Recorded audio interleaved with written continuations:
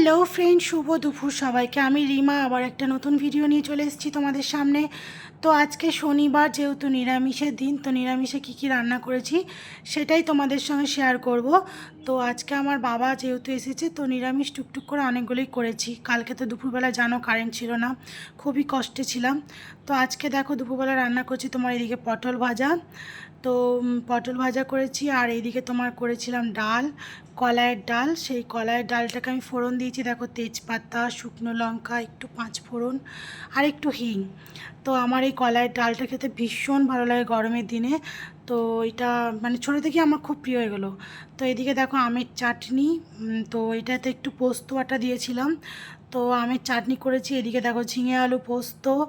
তো এইদিকে আজকে দুপুরবেলা আমার এটাই রান্না বান্না করেছি। তো কেমন লাগলো আমার রান্নাগুলো তো একটু কমেন্ট করে জানাবে। আর আমার সত্যি কথা বলতে ছোট থেকেই আমার এগুলো খুবই প্রিয় খাবার। তো যেহেতু আমরা মানে বর্ধমান ডিস্ট্রিক্টের লোক, তো আমার এগুলো খুবই প্রিয় খাবার।